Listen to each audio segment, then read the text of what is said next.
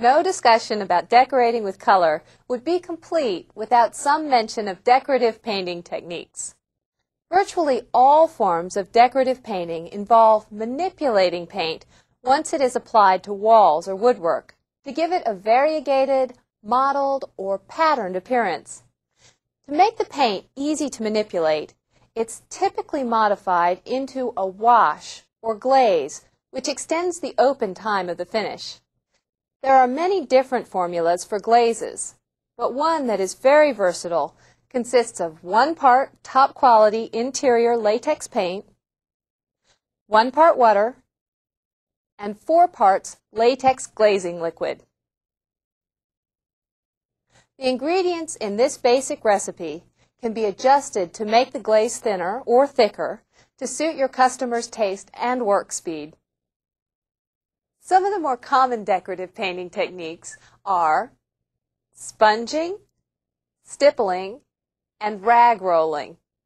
With any of these techniques, color can either be applied to a solid color surface in the desired pattern or partially removed from the surface while the glaze or wash is still wet and workable. The latter technique, removing some of the glaze or wash, typically produces softer, more subtle color patterns. Sponging involves applying a paint glaze onto a wall with a natural sea sponge.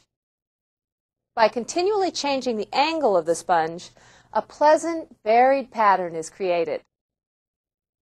To pick up other colors from the decor used in the room, your customer can leave enough room in the pattern to apply a second color, or even multiple colors. The opposite technique, called sponging off, involves applying the glaze to the entire wall, then creating a pattern by using the sponge to dab off some of the color. Stippling is similar to sponging, except that instead of a sponge, the tip of a paintbrush is the means by which the glaze is applied or removed. Rag rolling, on the other hand, is slightly different. With this technique, a cloth is rolled across a solid color surface to create a sinewy, creased pattern. As with sponging and stippling, you can also rag off the glaze by rolling the surface with dry rags. When rag rolling, different types of cloth will produce different types of patterns. Some of the best results are achieved with old sheets, net curtains, linen, lace, cheesecloth, and burlap. Of course, your customers shouldn't switch materials in the middle of a project, or the pattern created will look very inconsistent. Faux finishes are also considered decorative painting. Faux is the French word for false, and the purpose of a faux finish is to imitate the look of a more expensive building material like marble or burled wood. Marbleizing is the most common type of faux finish. The first step in this technique is to apply the solid color base coat, followed by a coat of glaze.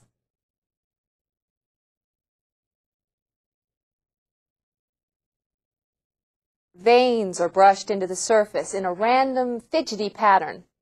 These can be applied with a small decorator's brush or even a feather. Small pebble shapes can also be added to the surface using light brush strokes. The veins and pebble shapes can then be sponged lightly to soften their appearance.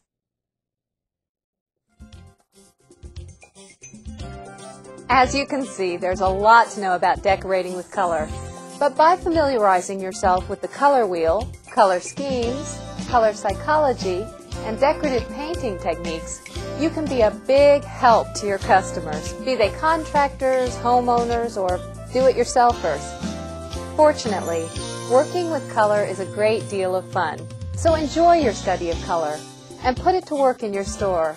Your customers will welcome your suggestions.